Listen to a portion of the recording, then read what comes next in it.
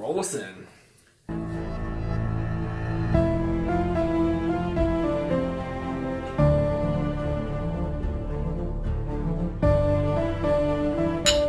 And take two. As you can see, our first take decided to be out of focus the entire time. So we're back. We're doing it all over again. Hello! Welcome to another episode of Whiskeyworld. Today we are doing a recap of Westworld. What episode are we on? Episode 5. So, let's jump in. Steven, tell us what we're drinking today. Today we are drinking Kentucky Mules. We will have the recipe in the description if you want to make this as well. So far, this is my favorite one so far. I know last week I said that was my favorite one. This is my new favorite one. They are pretty good. Refreshing. And this is our first time using these cups. Well, technically second time, because this is our second time filming this. But well, let's just jump into the episode. This episode starts off actually back with Bernard in the future, and they're talking about how they're draining the lake, and we actually find out that last episode, when Elsie burnt down the area with Delos, that they lost a quarter of their IP or something like that. So Delos Industries is super pissed off, and it now makes Abernathy the only person who has all the data in their brain right now. So that's going somewhere. Then we flash back to what we have been waiting for all season, which is Shogun World. So we have Maeve. She is with the crew, her crew that she left off with at the end of last episode, and they enter Shogun World, and then they get captured by the Shogun World hosts. And when they're being brought into town, there's this weird little, those Japanese, sand, relaxing garden things that you can draw designs in. There's one of those with a butterfly symbol with what looks like to me a version of the maze, just in a butterfly shape instead of the kid's toy shape. That's what I got out of that. I don't know if it's the maze, but it's definitely something. It's something. It'll come back around, but that was just a little glimpse. But they super focused on it, so you know it's a thing. Mm-hmm. I think one of the coolest things about Westworld is how they take modern songs and they put them into the organ playing in the bars, and they do the same thing for Shogun World, which I thought was really cool. I think we both thought it was really cool. I thought it was. I enjoyed it quite a bit. And so they actually had Paint It Black playing, and it's slower on a mandolin, their style. It was really cool. And we find out that the people who have captured Maeve and her crew are actually the Japanese versions of them. So there are some things that end up happening with that. Well, we learn that they basically copy and paste narratives from one park to the other, so that's essentially what's happening. And I guess if they spend too much time with their counterparts, their equal counterparts, things can get wonky, supposedly, according to What's-His-Face, who is human and traveling with them. Then we stay within a flashback, but we move back over to Westworld to Dolores, who I don't give a crap about this season, honestly. I don't find her storyline that interesting, and she kind of annoys me, whereas for season 1, she was my favorite. Now Maeve is my favorite, but I digress. So Dolores is still hunting for Abernathy, her dad, because she still has this weird emotional connection to him, even though she has, no emotional connection to anything else. She's full-on, robot revenge mode. So, I don't know if that's, purely a feeling thing, or if there's something more going on with that maybe she doesn't even know. She just knows she has this drive to save him. I don't know. Or does she know that Abernathy has the information in his head? I don't remember. Did that get revealed to her Why by would she Bernard? care? I don't remember. Because, I don't know, she's a megalomaniac. Yeah, but I don't know. Thankfully, we leave Dolores and we go back to Maeve, and we actually get a really cool scene where ninjas attack, which I was pretty pumped about, because who doesn't love ninjas? Steven is a big fan of, Eastern culture in general, especially the martial arts aspect of it, so he was, geeking out. Also, ninjas. But, in a grander, more important thing for the show, is that Maeve is about to get killed by a ninja, and she does this. And I said this the last time we recorded this, breaking the fourth wall. It was very Resident Evil-esque, in she's about to die, and then her mental powers activate, and she actually telepathically commands the ninja, and he just goes and stabs himself in the face on a dagger. So she has way more powers than she should. Well, powers, abilities, whatever.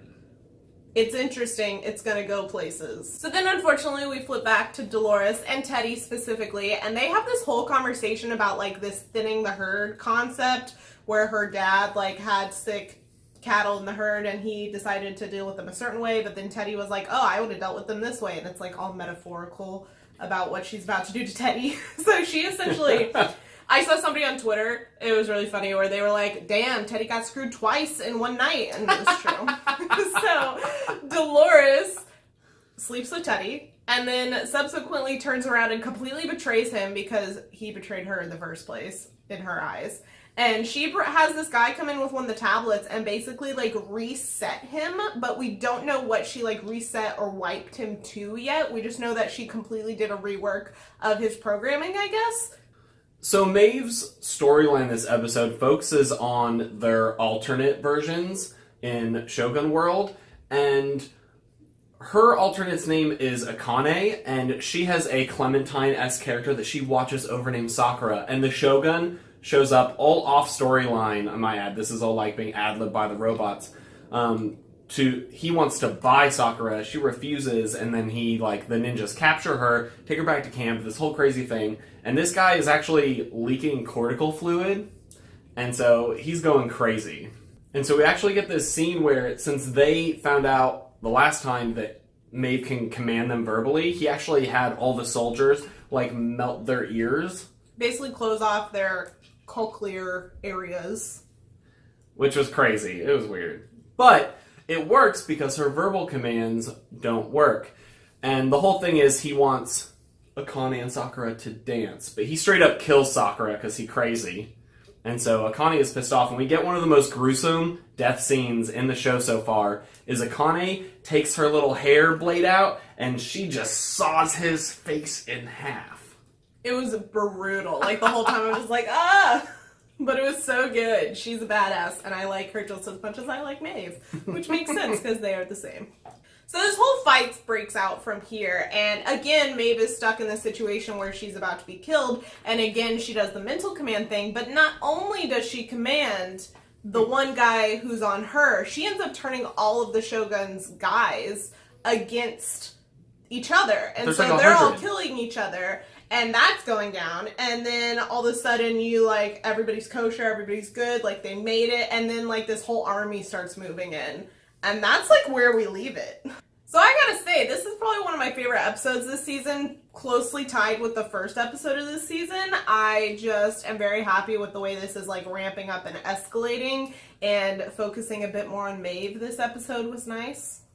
Yeah, I definitely hope we see more of Maeve and less of Dolores, because she's currently the storyline I care the least about right now. Which is a bummer, because Evan Rachel Wood is a freaking powerhouse of an actress. She's phenomenal. The performance is great. The writing, it's just not interesting to me. It's not that it's bad. It's just not my cup of tea. Which we'll see by the end of the season if they actually do something interesting with her storyline. Right now, her logic does not make sense. The decision she's making doesn't make sense in the overall grand scheme. And I don't know if it's because we're just not clued in, or if she's just being dumb. I would also say I'm personally a little nervous because I feel like they keep introducing new mysteries every episode, and they're not really closing out a whole lot of mysteries at all. They're introducing more worlds, more concepts, more things like the butterfly that we don't know what it means, but it was clearly there for a reason. We don't know. So things keep adding on, and I'm just a little worried they might lose their way. I think season 1 was so well, wrapped up with just enough questions for season 2 that I trust what they're doing. It's not like Lost, where, from season 1 you had way too many questions and not enough answers. This one I felt like we've had a good balance until, the beginning of this season. But if you recall, the beginning of season 1, we had a lot more questions than answers, and then they slowly all got answered towards the end, so... We are only halfway through the season, so I will hold my breath and see what happens. We have been trying to tweak our Whiskeyworld series a little bit because it hasn't quite... Not as many people have enjoyed it as we've wanted to, and so if you have any suggestions for that, please leave that in the comments below. Nicely? A way that we could make this a show that you guys are more interested in watching, because obviously we make content because we enjoy it, but we also enjoy you guys enjoying it. So let us know down in the comments below. And click that subscribe button. It lets us know that you enjoy our content, that people are following us and watching. And if you want to see some of our other videos, you guys can click right over there, and we'll see you next time.